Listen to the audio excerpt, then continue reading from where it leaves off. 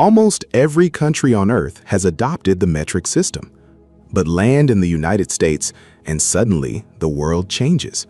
Roads are measured in miles. Milk comes in gallons. People weigh themselves in pounds. And when the weather is 70 degrees, Americans think it feels nice, while the rest of the world asks, 70 what? This is the country that put humans on the moon, the country that builds supercomputers, rockets, and billion-dollar aircraft. So why does everyday America still live in inches, feet, pounds, and Fahrenheit? The answer is not just Americans are stubborn. It involves a revolution in France, a ship attacked in the Caribbean, a failed government campaign, and one of the most expensive unit conversion mistakes in history. And the strangest part? America actually came close to going metric more than 200 years ago. Before the metric system, measurement was chaos. Not just a little confusing, actual chaos. A pound in one town might not equal a pound in the next town. A foot could mean one thing in one region and something slightly different somewhere else. Merchants could cheat. Governments could tax unfairly. Scientists could not easily compare results, and international trade was constantly slowed down by one annoying question. What unit are we even talking about? In France alone, there were hundreds of different local units. Then came the French Revolution. The revolutionaries did not just want a new government, they wanted a new world. They changed the calendar, they changed political language, and they wanted to change measurement itself. No more king's feet, no more local traditions, no more confusing units controlled by old powers. They wanted a system based on nature, something universal.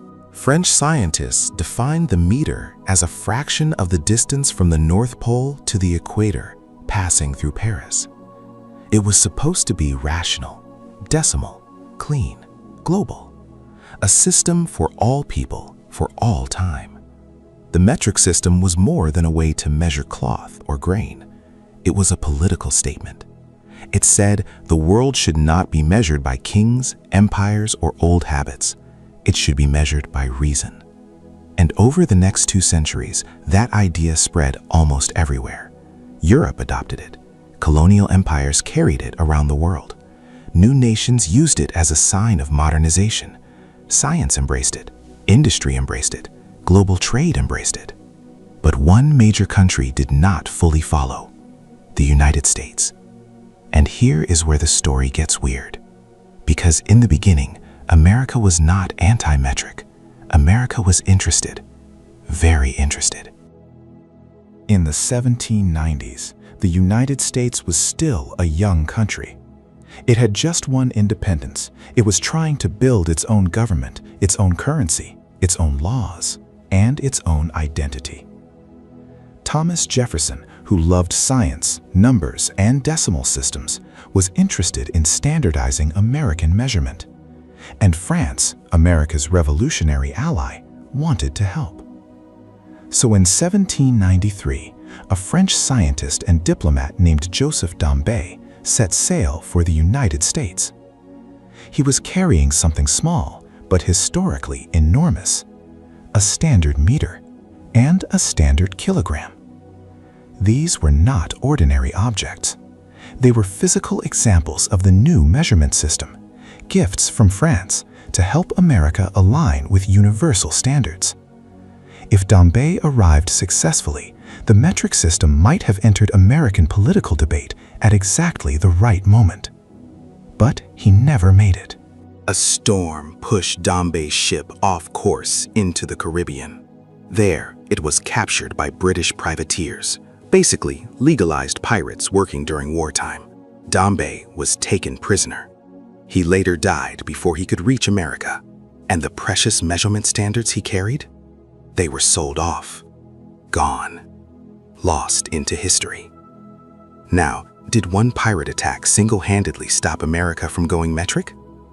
No. History is almost never that simple. But it was one of the strangest missed opportunities in American history. At the exact moment when the young United States was still deciding how to measure itself, The physical symbols of the metric future were stolen before they could arrive. And while America waited, life kept moving. Farmers measured land, builders cut wood, merchants sold goods, surveyors marked property, factories made tools, roads were planned, recipes were written, schools taught children what a foot, a mile, and a pound meant. The longer America used its inherited British-style units, the harder it became to change. A measurement system is not just numbers. It becomes infrastructure.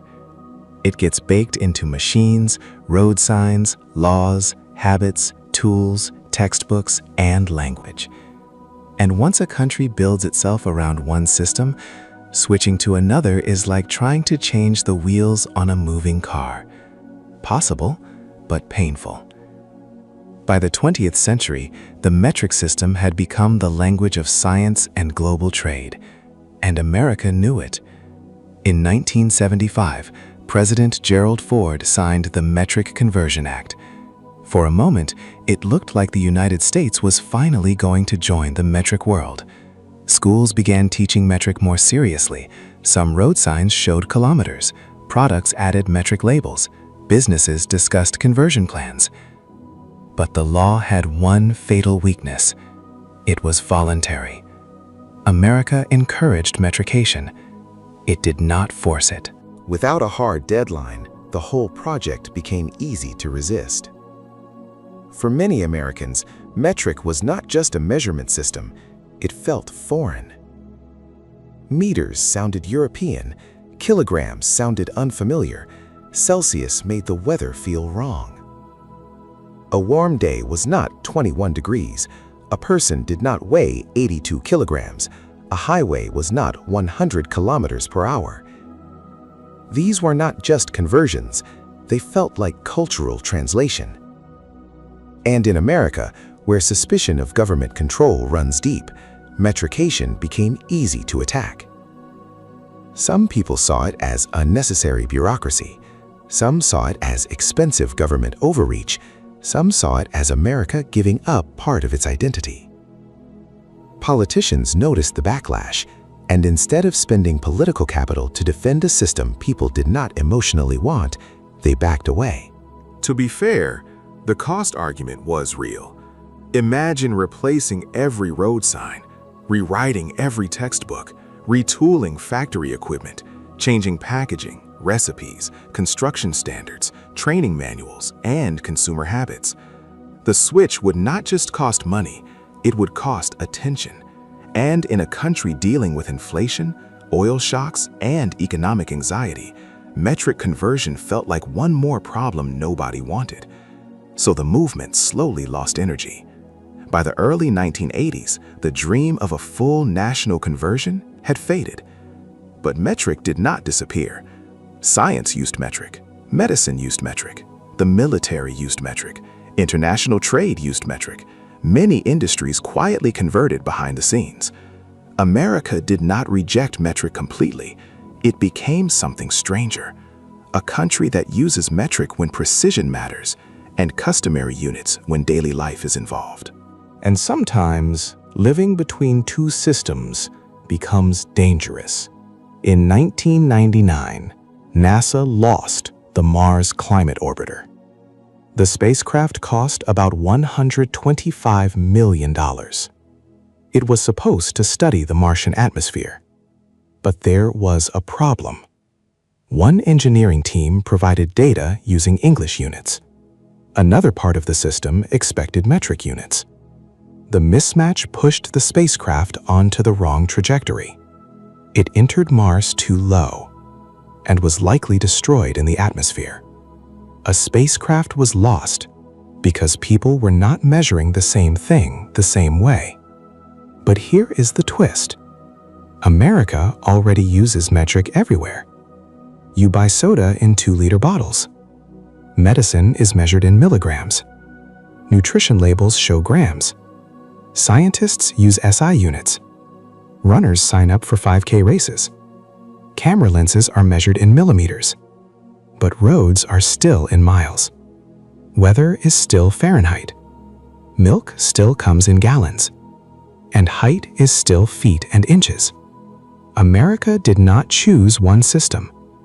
It learned to survive with two. So why does America still use inches, pounds, miles, and Fahrenheit? Not because metric is worse. Not because Americans cannot understand it. But because measurement is not just math. It is history. It is infrastructure. It is identity. It is politics. It is habit. A pirate attack did not single-handedly stop America from going metric, but it perfectly symbolizes the story. A rational system tried to cross the ocean, and America never fully let it land. From the ruler on your desk to the temperature on your phone, the world is full of invisible systems shaping your daily life.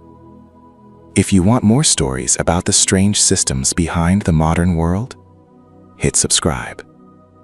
And tell us in the comments, if your country changed its measurement system overnight, would you accept it or fight it?